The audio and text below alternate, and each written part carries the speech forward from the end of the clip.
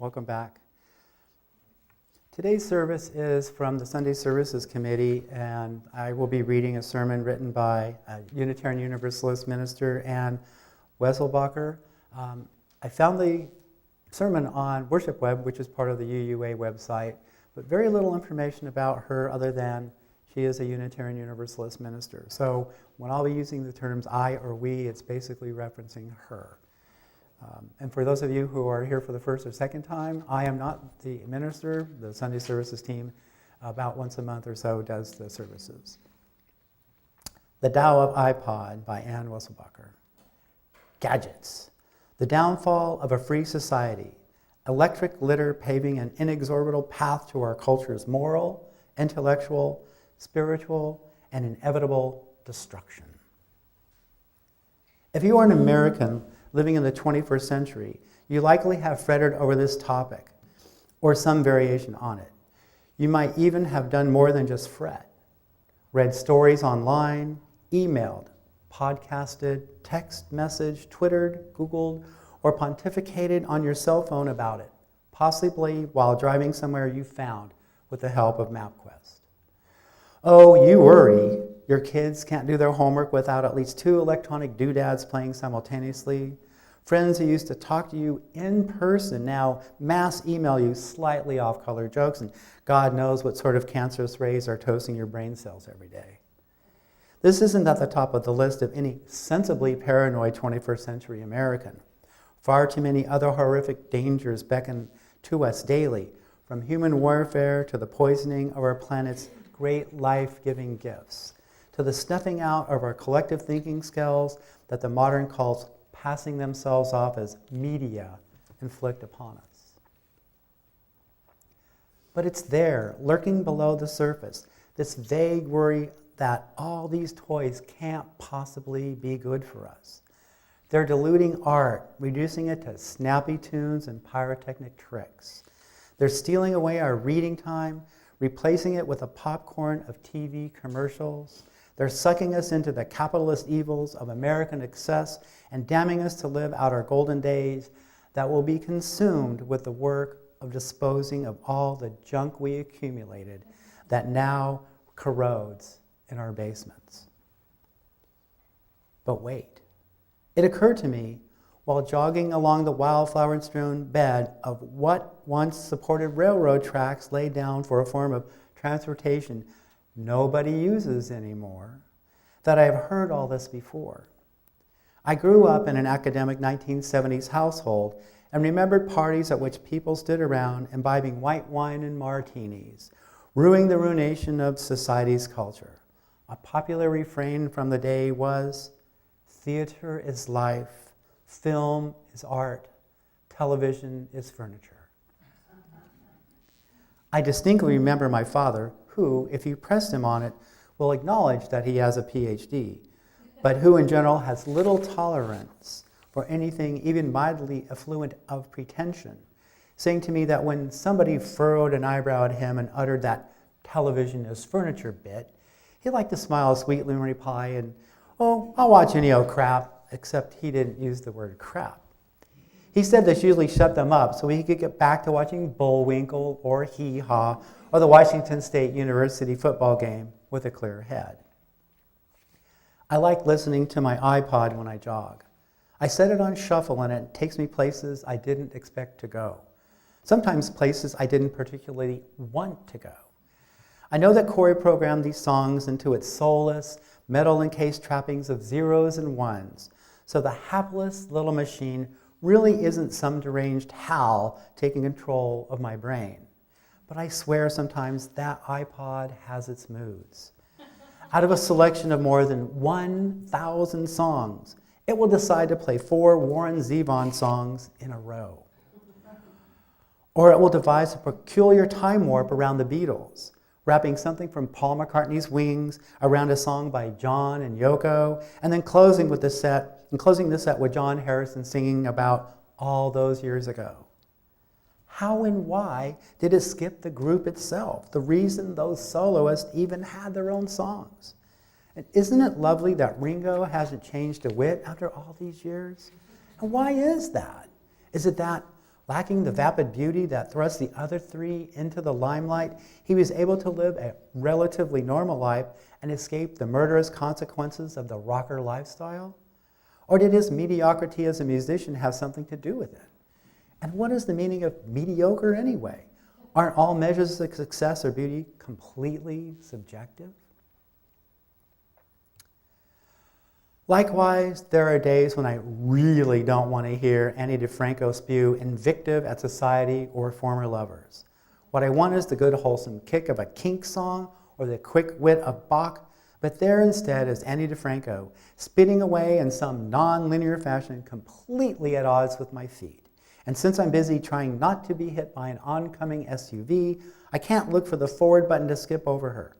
So what happens is her words disappear. And I notice, for the first time, that she's done something canny musically right there in that measure.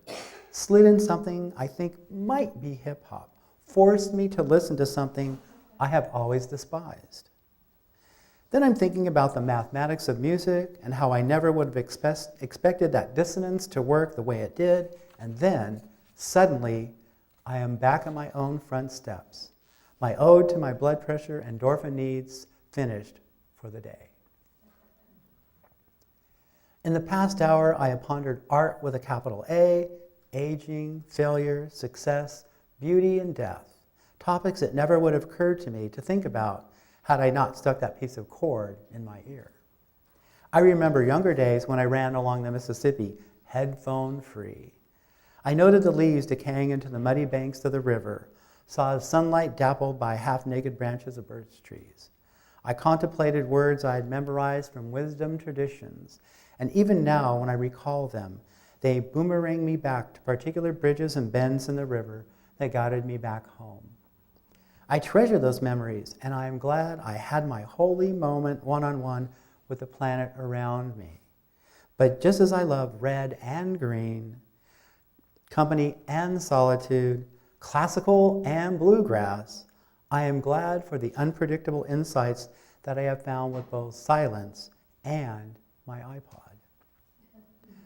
Certainly there are lessons to be taken from the past about damning potential of gadgets. In a New York Times article, Charles Morris wrote, "The 1870s saw possibly the fastest sustained growth in American history. With the rapid spread of the railroads and the telegraph, new department stores and mail order catalogs pressured local producers with mass-produced goods, a precursor to the Walmart era. The productivity shock was comparable to that from the internet in our own day." David Terry notes about the same era in another Times article, "As people abandoned farms and small towns, they lost communal bonds. As personal incomes rose, public air and water got dirtier. Indoor plumbing and washing machines freed women of onerous work, but there was less socializing at the wells." A technology reporter for a medical website noted an array of health hazards littering the short distance between you and your electronic toys. Working at night in front of a lit monitor can screw up your internal clock. Other potential hazards are repetitive stress injuries, obesity, permanent hearing loss, accidents from the use of gadgets while driving, and even asthma, which might be triggered by some models of laser printers shooting out invisible particles that can lodge deep in the lungs. And, as very well demonstrated online at storyofstuff.com by Annie Leonard, the effect on our planet of the American cycle of consumerism, a broader topic than what I will address today, has been and continues to be devastating. But most of the negatives about technology and new inventions don't live in isolation. As Tierney notes, although new technology is often described as a Faustian bargain, historically it has involved a trade-off not between materialism and spirituality, but between individual freedom and social virtue. He says, "Technology's victims have become familiar images in the media. Online addicts who don't know their next-door neighbors, workers displaced by machines, frazzled parents, especially working mothers, too busy to spend time with their children. We contrast these pathetic figures with the image of a happier past, when people still had time to read, contemplate the meaning of life, visit with their relatives and neighbors." But when exactly, he continues, were those halcyon days? Before the Industrial Revolution, the average person was short-lived and illiterate. Women's lives were consumed with domestic chores and continued pregnancies. Even after the Industrial Revolution, people still didn't have much time to sit around discussing the classics or communing with nature. In the middle of the 19th century, the typical man in Britain worked more than 60 hours a week with no annual vacation from age 10 till he died about age 50.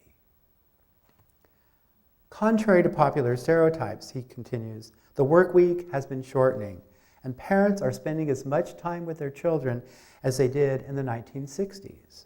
These children are less likely to live with two parents, which may be partly a consequence of technology that has made divorce and single parenthood less of an economic burden. Men and women, often today, can both support themselves, relying on machines to make clothes, clean house, and do most of the food preparation. But new technology is hardly the only cause of the traditional family's decline. And in any case, it's hard to get too nostalgic for the days when women had no choice but to stay in the kitchen. Technology's potentials reach beyond domestic aid, significant as this is. In his book, The Audacity of Hope, President Obama, whose status as president exists at least in part because of the electronic devices of this century, describes a tour in its nascent days of the Google offices. A three-dimensional image of the Earth rotated on a large, flat panel monitor. These lights represented all the searches going on right now, an engineer said. Each color is a different language. You can see traffic patterns of the entire internet system.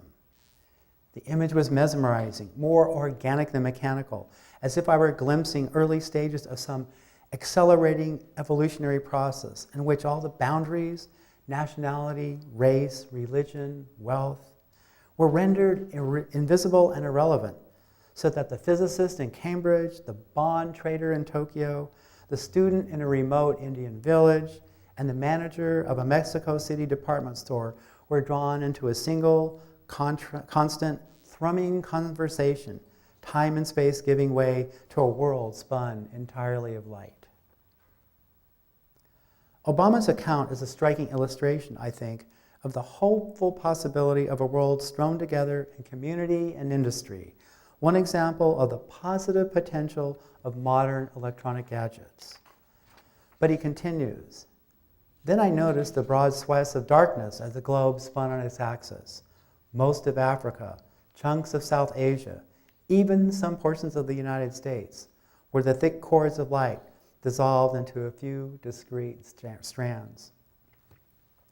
Technological devices might offer all people a means to lift themselves up, but more importantly, I think, devices can show us, more graphically than even good oratory can, where our hard work remains in achieving true parity. When you think about it, the alleged evils of new contraptions, or at least our fears of their dubious evils, began plaguing us long ago. Talkies were supposed to spell the end of live theater, but got their comeuppance since today the movie industry regularly bemoans its own exaggerated demise in the face of home DVD players. Radio, that heralded pastime of yore, ushered in the modern era of propaganda as a political tool. Cameras killed portraiture, and today are major players in museums and the creation of fine art. Further back, actors once thrived as traveling journalists, going from village to village to deliver the news orally. When printed pages containing the news, the precursors to tabloid newspapers, themselves now in danger of extinction, came into being, they put a whole slew of actors out of business. Anybody notice a shortage of thespians today? And further, Gutenberg's press, besides putting all those monks out of business, also made obsolete the concept of mnemonic devices, which might have weakened our ability as a species to memorize. Probably more significantly, the Gutenberg press, because it made possible mass printing, diluted the power of the church by spreading literacy beyond its high, narrow, isolated walls. And you can go even earlier if you want to. According to some historians, many Greeks absolutely detested the construction of that new mall, also known as the Acropolis. And the invention that has really gotten us into trouble over the years was that of fire. David Tierney even suggests in his article that the human brain itself was perhaps our earliest new gadget. The original information revolution, he says, occurred during the Pleistocene, a decentralized era if there ever was one, when hunter-gatherers on the African savanna developed a powerful new computer, the human brain. It evolved to its large size because its information processing capacity enabled humans to band together and increase their chances of survival. We tend to think of computer-like gadgets as the purvey of the young. There's that joke that centers around the idea of computers so easy that a 10-year-old can manage it, but the elder is stymied because he doesn't have a 10-year-old in the house. That's me. Sorry, but that's me, yes. But in my life, and I'm guessing I'm not alone there, my parents discovered and embraced many gadgets long before I did. CT scanners, for instance, MRI machines, chemotherapy IV monitors, cunningly decised needles that inject anticoagulants so easily that even a 53-year-old can do it. For those of us circling ever closer to that generally shared human goal of getting old, I offer a purely pragmatic reason to try to embrace the kids' new gadgets. They're here, and they're not going anywhere soon. And the kids, at least some of them, seem to understand how they can be used in positive ways. Obviously, the reading demonstrates that. I continue. I was in an e-newsletter class recently, and a younger classmate there challenged my tired old definition of a nerd, that cliched, pasty-skinned adolescent boy chained to his computer monitor, capable of speaking only through a screen or ear device, going days without human contact, much less having any real social skills. Apparently, as she patiently informed me, there are actually human chat groups where friends who met online get together in person. They don't talk about devices or their favorite websites. They talk about life, love, Saturday's plans, the stuff of eternity. And they never would have met if they hadn't shared some esoteric, hyphenated, abbreviated, acronymated passion like Facebook or MySpace or podcast or Twitter. What gadgets like iPods have to offer us in the end is, like so much else in the world we inhabit, an entirely subjective matter based not on what they are, but on who we are. Whether jogging, running a family, experiencing the companionship and loss of loved ones, or seeking your own spiritual path through life, the gadgets we create along the way are neither evil destroyers nor enlightened saviors. In the final analysis, what matters isn't the tools you use, but how you as a person choose to embrace, ignore, interpret, or flourish using them.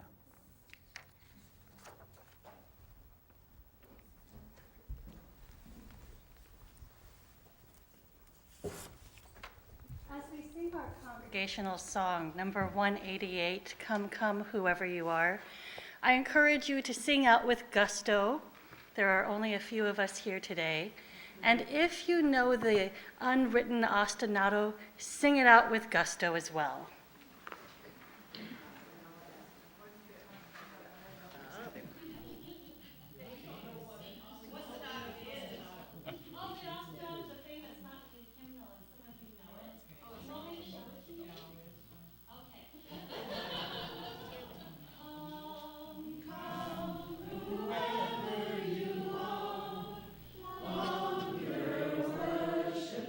Lover of leading,